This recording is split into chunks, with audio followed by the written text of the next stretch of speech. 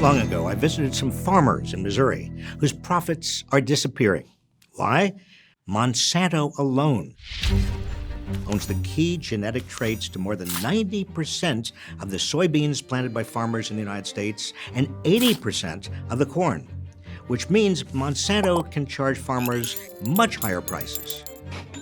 And farmers are getting squeezed from the other side, too, because the food processors they sell their produce to are also consolidating into mega companies that have so much market power they can cut the prices they pay to farmers.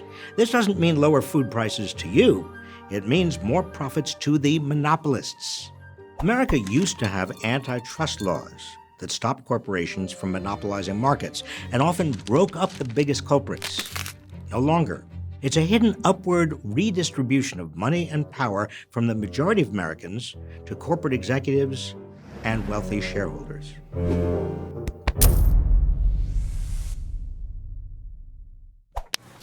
I'm in a supermarket. Looks like lots of choice, doesn't it? But let's take a closer look. The four largest food companies control 82% of beef packing, 85% of soybean processing, 63% of pork packing, and 53% of chicken processing. All these products and brands from just 10 huge corporations. Look at all these brands of toothpaste.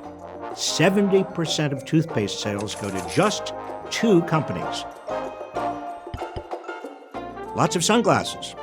Actually, 1 company, Luxottica. They also own nearly all the eyeglass retail outlets. Practically every plastic hanger in America is now made by 1 company, Minetti. What brand of cat food shall I buy? There are basically just 2 companies.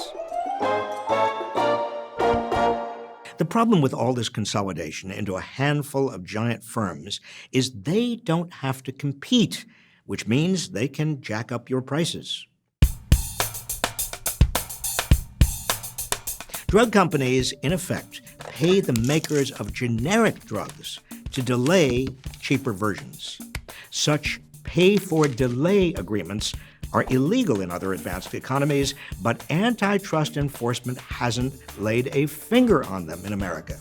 They cost you and me an estimated $3.5 billion a year.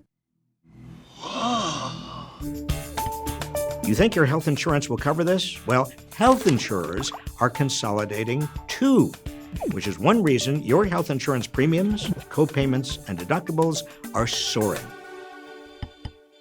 Massive consolidation into a handful of giant businesses is going on all over. You think you have lots of options for booking discount airline tickets and hotels online? Actually, you have only 2. Expedia merged with Orbitz, so that's 1 company. And then there's Priceline. How about your cable and internet service? Basically, 4 companies. This is unfortunate to say the least, and not just because industries and services with little competition charge you more. It's also troubling because such consolidation keeps down wages. Workers with less choice of who to work for have a harder time getting a raise. When local labor markets are dominated by 1 major big box retailer or 1 grocery chain, for example, those firms essentially set wage rates for the area. These massive corporations also have a lot of political clout. That's one reason they're consolidating. Power. Antitrust laws were supposed to stop what's been going on, but today they're almost a dead letter. That hurts you. The first antitrust law came in 1890 when Senator John Sherman responded to public anger about the economic and political power of the huge railroad, steel, telegraph, and oil cartels, then called trusts, that were essentially running America. A handful of corporate chieftains, known as robber barons, presided over all this, collecting great riches at the expense of workers who toiled long hours, often in dangerous conditions, for little pay. Corporations gouged consumers and corrupted politics. They had so much political power, they made it impossible to enforce the Sherman Antitrust Act. Then in 1901, progressive reformer Teddy Roosevelt became president. By this time, the American public was demanding action. In his first message to Congress in December 1901, only 2 months after assuming the presidency, Roosevelt warned, "There is a widespread conviction in the minds of the American people that the great corporations, known as the trusts, are in certain of their features and tendencies hurtful to the general welfare." Roosevelt used the Sherman Antitrust Act to go after the Northern Securities Company, a giant railroad trust run by J.P. Morgan, the nation's most powerful businessman. The U.S. Supreme Court backed him up and ordered the company dismantled. In 1911, John D. Rockefeller's Standard Oil Trust was broken up too.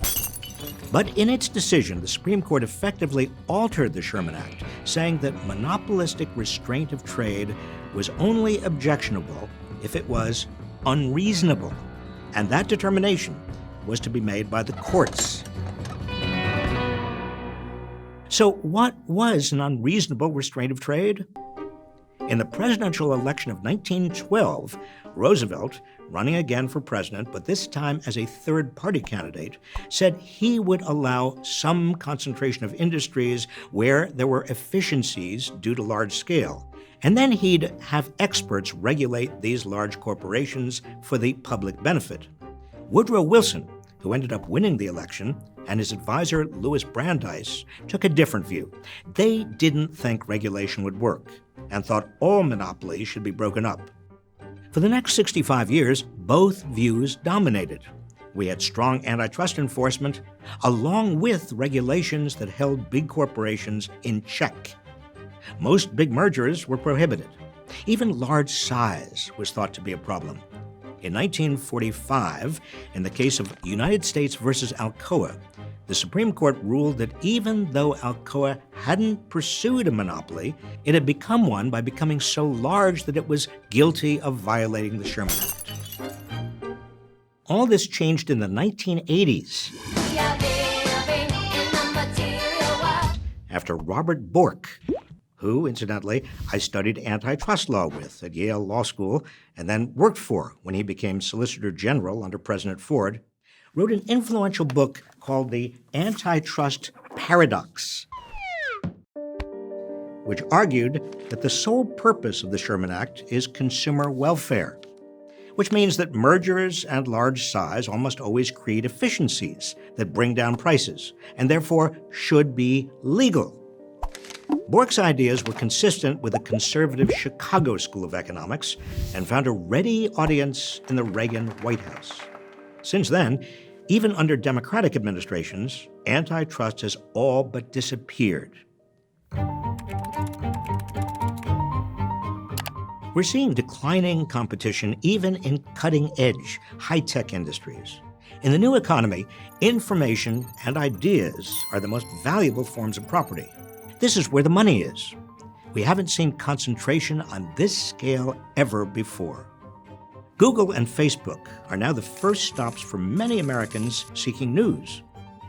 Meanwhile, Amazon is now the first stop for more than half of American consumers seeking to buy anything. Talk about power. Contrary to the conventional view of an American economy bubbling with innovative small companies, the reality is quite different. The rate at which new businesses have formed in the United States has slowed markedly since the late 1970s. Big tech's sweeping patents, standard platforms, fleets of lawyers to litigate against potential rivals, and armies of lobbyists have created formidable barriers to new entrants. Google's search engine is so dominant, Google has become a verb. Have you Googled her yet? Willow, she's 17. It's a search engine. The European Union filed formal antitrust charges against Google, accusing it of forcing search engine users into its own shopping platforms. And last June, it fined Google a record $2.7 billion. But not in America. Remember, economic and political power cannot be separated because dominant corporations gain political influence over how markets are organized, maintained, and enforced, which enlarges their economic power further. One of the original goals of the antitrust laws was to prevent this. Big tech, along with the drug, insurance, agriculture, and financial giants, dominates both our economy and our politics. It is time to revive antitrust.